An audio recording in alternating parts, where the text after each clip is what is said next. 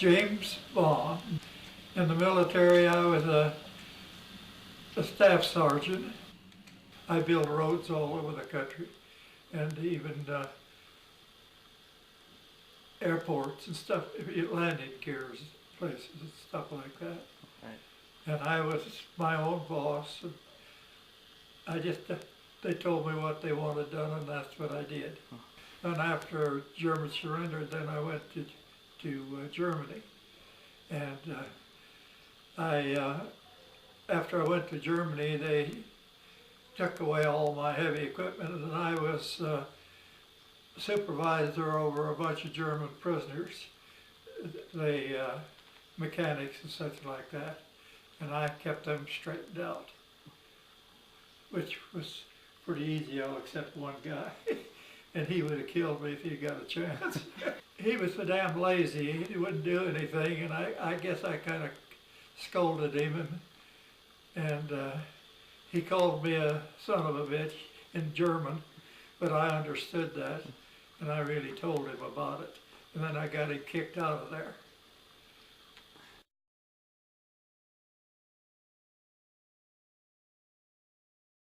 Some English woman dumped a load of crushed rock right on the railroad tracks, right in the middle, on the highway there.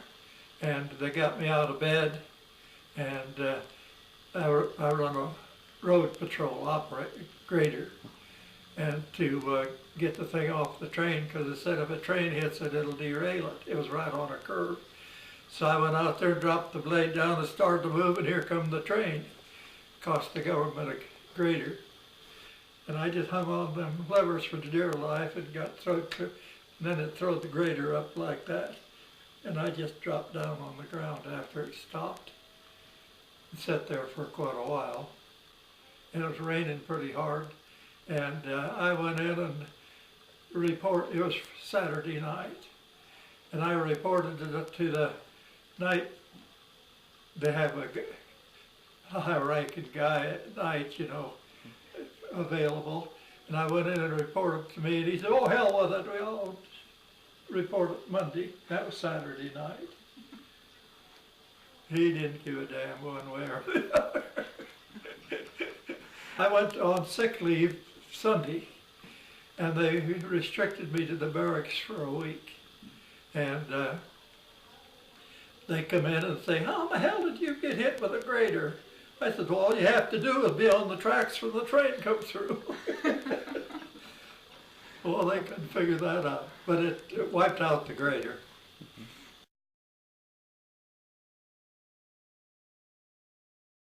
I heard the sirens a lot, you know, when they was bombing England, but I never was where they bombed.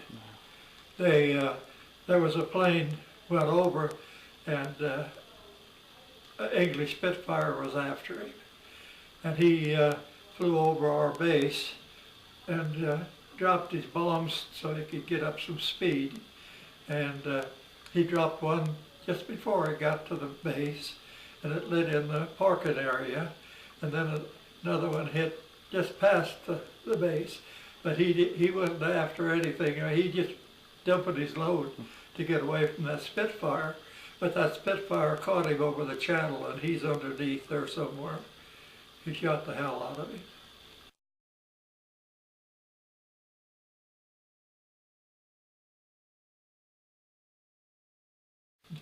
The gates are down, and I was in England then when and oh my God, you should have seen the drunks. They celebrated for 4 days and never even went back to the barracks to eat. I was one of them. Yeah. They said, "You bloody Yanks can drink the damnedest amount of booze I ever saw." They called us bloody Yanks. I'm in the back row here, and that's me right there. Well, all I want them to know about is war is hell. Because my biggest thing was getting hit with that train. Other than that, it was just one day's work after another.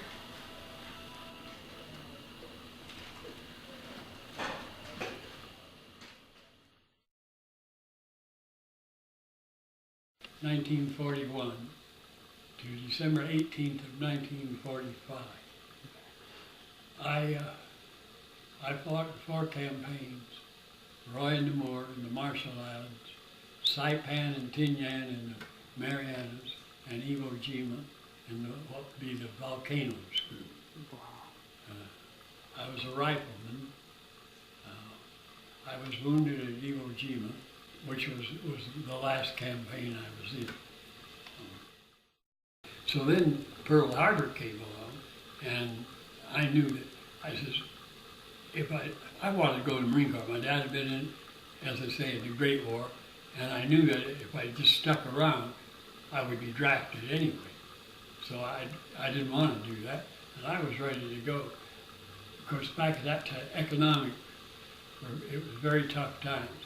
We were still in a depression right up until the war started, and so things were tough.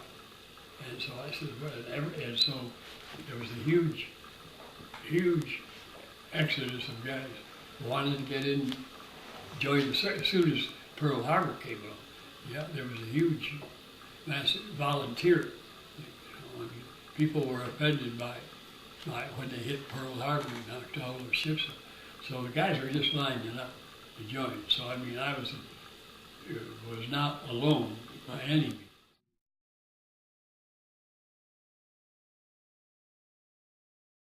And I might say that what a rude awakening that was.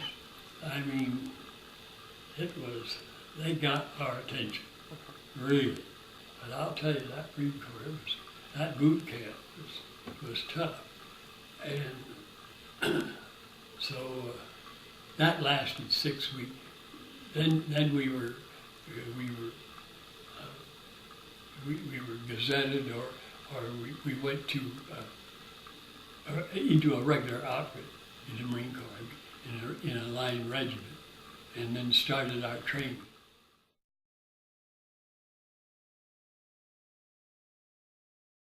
We secured Saipan. My squad leader, sergeant, they called me Moose. I don't know. I was a little, well, I weighed about 140 then. But anyway, that was my nickname. He says, Moose, you got to take that flame flinger over to Tinian with us. And I didn't want to take that. Weighs about, with the tanks full and everything, weighs about 80 pounds. And the whole Japanese army is going to open up with it. If you're carrying a flamethrower, everybody turned to on me. And I didn't want to carry that. So just the day before we were getting ready to go over and take Tinian, we got 3 or 4 replacements. And this one kid I never over, his name was Ippolito, big Italian kid from Brooklyn. And I says, I've got just the weapon for you. I says, I'm gonna, how would you like to carry a flame flinger? And he said, okay, well, whatever. He was just as green as a gourd, So I planted that flame flinger on him and kept my M1. But all that weight and everything, but I said, I'm gonna let you pack this. And he did.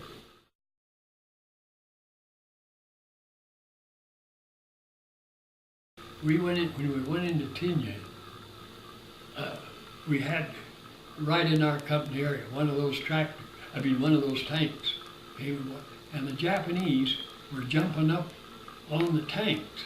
Now they put wooden planks alongside because they were using magnetic mines, and they put one of those up along the side, and it cut a hole and everybody would go in. So we started putting planks on the side of the tank so the magnet effect wouldn't work. So the Japanese got where they would jump up on top of the tank. And we would have to be shooting them off at the top of the tank.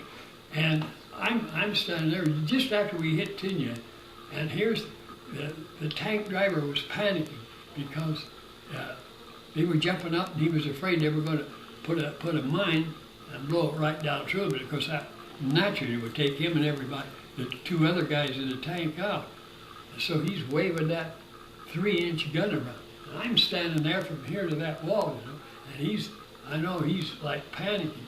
And I'm raising my hands and everything, and he's traversing that gun around, and right on. I says, don't shoot, because the Japanese were dressing in our uniforms even. And so finally he got the message. But I'm telling you, I thought, here's that 3-inch gun. As if I needed a 3-inch gun, a 22 would have blown me away.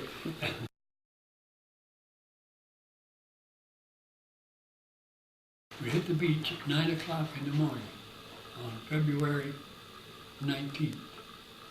And it was raining and misty. We were out of the tropics by that time. It was actually cold going in there, and it was terrible. We knew our hearts sank. As I say, it was cold. We really weren't dressed warm enough for being that cold, and we could look and see. All we could see was this Suribachi, this mountain, and it was kind of like it was beginning to rain, is what it was. It was misty, and it was overcast and cold, and we already had a sneaking hunch. So it was kind of by the by the wave action, and it was volcanic sand. And the Air Force went over it, and they kept going, this will be a piece of cake. You'll walk across it. There ain't nothing standing on this rock. You won't have any problems. When we heard that, we didn't have that much faith in the Air Force anyway. We figured they'll be there, and they were. And as soon as we got up on that terrace, that third terrace, they opened up, and we knew from that moment on, and the pictures will bear that out. It was sweat with fire. My battalion had about 900 men. We never filled completely up after Saipan and Tinian because we were putting the boots come out of boot camp right into those line outfits as fast as they got out of boot camp. And so we never got up to more than 900 men. We never, a full TO or table of organization, got up to about 900 men. The first day, we went in, as I say, with 900 men. We had 150 still standing that first night. The rest were killed or wounded. That was the first day, and it lasted 36 days.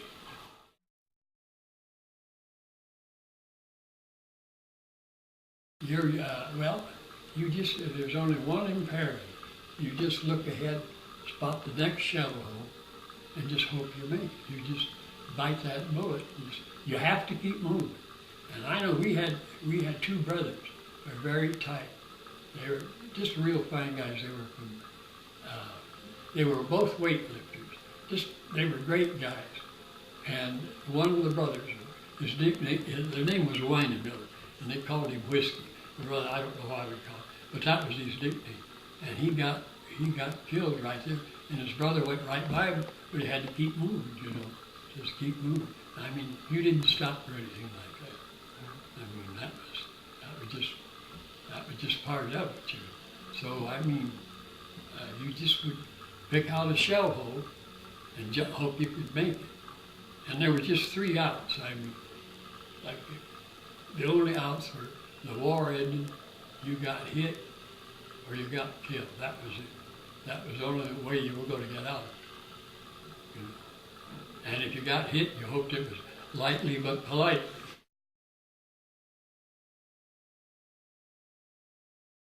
And I got hit in the morning and laid there all day. And that stuff pouring. Mortars, artillery, machine guns, rifles, everything. You had some protection from the rifle and flat trajectory artillery. But mortars, that's a high angle weapon, and it comes right down on top. And there's no getting away from that. Nothing gets you away from that. You just bite the bullet, and and that's it. If it gets you, it gets you.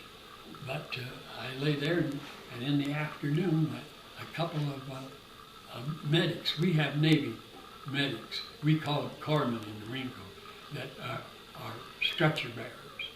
And so a couple of those guys came up and picked me up, and they tried to carry me, and I finally couldn't make it. So they went down and got a stretcher, put me on the stretcher. But they had to be careful because the Japanese would shoot the guy in the stretcher, and the 2 guys carried him. They didn't bar anybody. They didn't believe in the Marquis of Queensberry rules. everybody went if they, so they had no compunctions about that. But they gave no quarter, but they asked for none. I don't know one man in my company that walked through all 4 campaigns without getting hit. Either that or he's still there. If I call out a name and he's not here, if he's wounded and evacuated, say so. Or if he's killed in action, say so. So he started the roll call. And there'd be a killed in action, wounded in action, wounded in action. And every now and then, yo, somebody was there. They about 3/4 of our outfit was killed or wounded on those 2. And so so he said, well, we're going to go back to Maui and regroup and retrain and come back and hit them again. We were too anxious about that. As I say, we were scared because we didn't know what to expect. But then after you know what to expect, that's the paradox. Whether it's worse not knowing or to know what's ahead